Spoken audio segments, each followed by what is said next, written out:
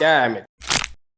ఏంటిటా కుండబద్దలు కొడతా అత్త. నమస్కారం, కుండబద్దల ప్రేక్షకులకి స్వాగతం. నేను గౌతమ్ కాటా. ఈ వీడియోలో నేను మీతో చెప్పాలి అనుకునే అంశం, మోడీ అంత మోసం గురు, చంద్రబాబు నాయుడు రాజీ పడిపోయి రాజకీయాలు చేస్తూ ఉన్నాడు అనేది ఇప్పుడు ఆంధ్ర రాష్ట్రం అంతటా వినిపిస్తున్న మాట. నిజంగానే చంద్రబాబు నాయుడు రాజీ పడిపోయాడా? మోడీ మోసం చేసినా కూడా ఏమీ మాట్లాడలేని పరిస్థితుల్లో ఉండిపోయాడా? నిన్న బడ్జెట్ ప్రకారంగా ఆంధ్రప్రదేశ్ రాష్ట్రానికి నిధుల వరద ఒకటి కురిసింది.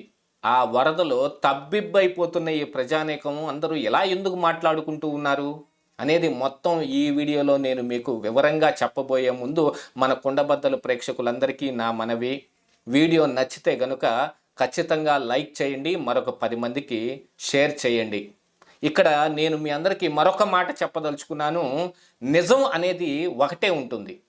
ఆ నిజం మనకి కావలసిన వాళ్ళు, మనకి ఇష్టమైన వాళ్ళు ఉన్నప్పుడు మనకు ఒక రకంగా అర్థమవుతుంది. మనకి నచ్చని వాళ్ళు, మనకి ఇష్టం లేని వాళ్ళు ఉన్నప్పుడు మరొక రకంగా అర్థమవుతుంది. కానీ నిజం అనేది మాత్రం ఒకటే. ఆ నిజం నిక్కచ్చిగా తెలుసుకొని తీరాలి. ఆ నిజాన్నే చెప్పే ప్రయత్నం నేను ఇప్పుడు మీ ముందు ఉంచబోతూ ఉన్నాను. నిన్న బడ్జెట్లో ఆంధ్రప్రదేశ్ రాష్ట్రం ప్రస్తావన వచ్చింది. అమరావతి ప్రస్తావన, పోలవరం ప్రస్తావన అన్నీ వచ్చాయి. వెనకబడిన జిల్లాలకి సహాయం, ఇలాంటి వాటన్నిటిని ప్రస్తావించారు. ఆంధ్రప్రదేశ్ రాష్ట్రానికి రాజధాని అభివృద్ధి లేకుండా ఉంది కాబట్టి, అంటే అమరావతి అభివృద్ధి కోసం 15,000 కోట్లు కేటాయింపు. కానీ అది నిధులు కేటాయింపు కాదు, అప్పు అనే దాని మీద ఓ సందిగ్ధం నెలకొంది. కాకపోతే తర్వాత ప్రెస్ మీట్లో నిర్మలా సీతారామన్ నిక్కచ్చిగా చెప్పేశారు, అది వరల్డ్ బ్యాంక్ నుంచి మనకి ఇప్పిస్తున్న అప్పు అని. కాకపోతే ఇలాంటి పరిస్థితుల్లో మనకు అప్పు పుట్టడం కూడా కష్టమే కాబట్టి అప్పు అయినా ఇప్పిస్తున్నారుగా అనంటే ఈ అప్పులో ఒక మతలబు ఉంటుంది. ఈ అప్పుని కేంద్రం తీరుస్తుందా, రాష్ట్రం తీరుస్తుందా, లేకపోతే ఎక్స్టర్నల్లీ ఎయిడెడ్ ప్రోగ్రామ్స్ అని లాంటివి ఉన్నప్పుడు కేంద్రం 90% తీర్చి రాష్ట్రం మీద కేవలం 10% భారం మాత్రమే పెడతారు. అలాంటిదైనా కూడా పర్వాలేదు. కానీ మోడీ రాజకీయంలో మనం అర్థం చేసుకోవాల్సింది ఒక్కటే. ప్రతి ఒక్క మాటలోనూ ఒక స్లాష్ ఉంటుంది. స్లాష్ అంటే మీకు అందరికీ తెలిసే ఉంటుంది. కాకపోతే సింపుల్గా వివరించే ప్రయత్నం చేస్తాను. అశ్వత్థామ హతః కుంజరః. చివరిలో ఆ కుంజరః ఏంటి? తప్పించుకోవటానికి గల ఒక మార్గం. మోడీ దగ్గర కూడా అలాంటి మార్గాలు కొన్ని వందలు ఉంటాయి. ప్రతి విషయంలోనూ ఒక మెలక పెట్టి ఆ మెలక సజావుగా ఉన్నంతకాలం సజావుగానే ఉంటుంది.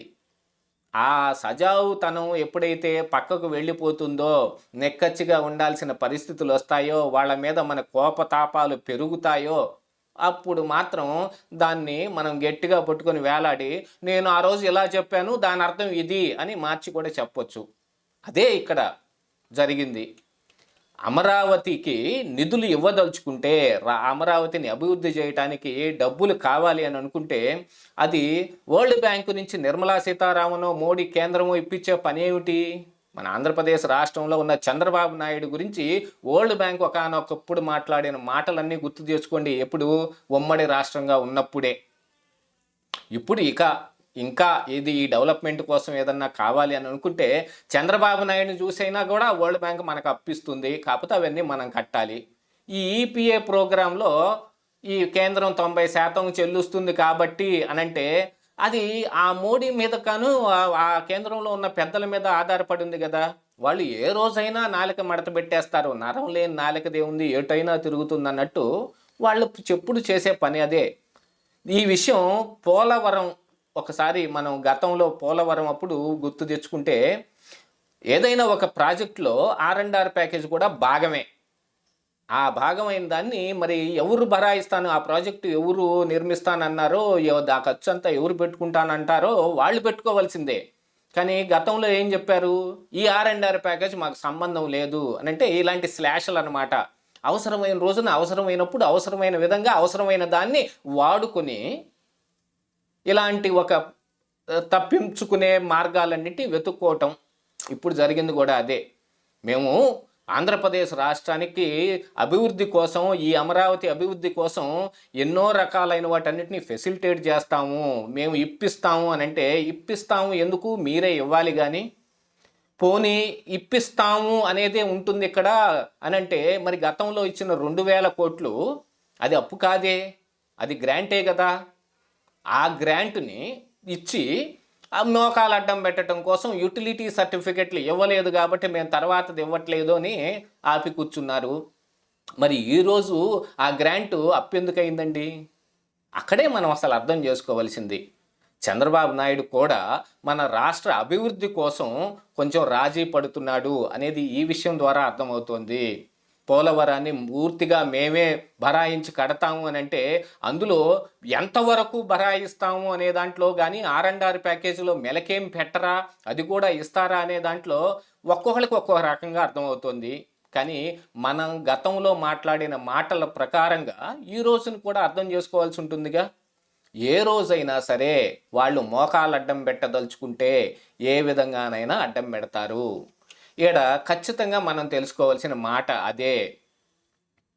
అంటే జగన్మోహన్ రెడ్డి ఉన్నప్పుడు కనీసం మనకు అప్పు కూడా రాలేదు. చంద్రబాబు నాయుడు వచ్చిన తర్వాత ఈ అభివృద్ధికి కొంచెం డబ్బులైనా చూస్తున్నాం, అప్పు రూపంలోనైనా అని అంటే, ఆ అప్పు ఏ విధంగా వస్తుంది అనేది కూడా ఒకసారి తేల్చుకుంటే, గతంలో ఈ స్పెషల్ స్టేటస్ అనే విషయం దగ్గర మెలక ఒకటి పెట్టి మీకు స్పెషల్ ప్యాకేజీ ఇస్తామన్నారు. అనగానే వెంటనే చంద్రబాబు నాయుడు కూడా ఒప్పుకున్నాడు స్పెషల్ ప్యాకేజీ కోసం. అరే ఈయనేంటి ఇలా ఒప్పేసుకున్నాడు, ఇందులో ఏదైనా మెలక పెట్టాలి అని స్పెషల్ పర్పస్ వెహికల్ ఒకటి పెట్టమన్నారు. దాని అర్థం ఇంక అందరికీ తెలుసు. అమరావతి కోసం స్పెషల్ పర్పస్ వెహికల్ ఒకటి పెడితేనో, లేకపోతే ఆంధ్రప్రదేశ్ రాష్ట్రంలో అభివృద్ధి కోసం పెడితేనో ఈ ఎక్కడున్న ఆస్తులు మొత్తాన్ని తాకట్టుగా దాని కిందకి వెళ్ళిపోతాయి, మార్టిగేజ్ మీద లోన్ వస్తుంది, ఆ లోన్ని మనమే తీర్చుకోవాలి, కౌంటర్ గ్యారెంటీ ఉన్నాం కాబట్టి అప్పుడు ఏదైనా దయదలిస్తే వాళ్ళు పర్సంటేజ్ ఏదైనా ఇదిగో 90-10 అనేదాన్ని కానీ, ఊరుకోం 50-50 అనేదాన్ని కానీ ఆ రోజు వాళ్ళు ఏదైనా మాట్లాడే అవకాశం ఉంది. మేము అప్పుడు ఇలాగనే అన్నాం అని ఒక శ్లాష తీయటం కోసమే ఇక్కడ ఇలాంటి మెలకలన్నీ పెడతారు. ఆ మెలకల్నే మనం అర్థం చేసుకోవాల్సిన అవసరం ఉంది. కాకపోతే అమరావతి డెవలప్మెంట్ కోసమో, పోలవరం కట్టడం కోసం నిధులో, లేకపోతే ఈ ఇండస్ట్రియల్ కారిడార్ కోసం నిధులో, లేదు వెనకబడిన జిల్లాలకి గ్రాంట్లో ఏదో ఒకటి దానికి అభివృద్ధి కోసం ఇచ్చే డబ్బులో, ఇవన్నీ ఎంతో కొంత వచ్చే అవకాశం ఉంది. ఆ వచ్చే అవకాశం ఎంతకాలం ఉంది అని అంటే, మళ్ళీ చంద్రబాబు నాయుడు వాళ్ళతో సఖ్యంగా ఉన్నంత కాలము, లేకపోతే వాళ్ళకి సొంతగా బలం ఎప్పుడైనా, ఇప్పుడు వాళ్ళ సంగతి అందరికీ తెలిసిందే, ఎవరి కిందైనా పుర్లు పెట్టి ఎవరినైనా లాక్కొచ్చేసి వాళ్ళు మ్యాజిక్ ఫిగర్ని దాటేశారనుకో, మళ్ళీ ఇది ఒక్కరితో కూడా ఉండదు. వీటన్నిటికీ మోకాలు అడ్డం పెడతారు. ఆ వరల్డ్ బ్యాంక్ అప్పేదో మీరే కట్టుకోవాలంటారు, ఈ పోలవరం R&R ప్యాకేజీ ఇవ్వమంటారు, ఇండస్ట్రియల్ కారిడార్లో మేము వేసిన దానికి ఫలానా దాని కింద కన్వర్ట్ చేస్తున్నాం అని కూడా చెప్పినా కూడా ఏం ఆశ్చర్యం లేదు. అందుకే మోడీ అంతా మోసం గురు, వాళ్ళని ఎప్పుడూ నమ్మకూడదు. ఇదే ఈరోజు కుండబద్దలు.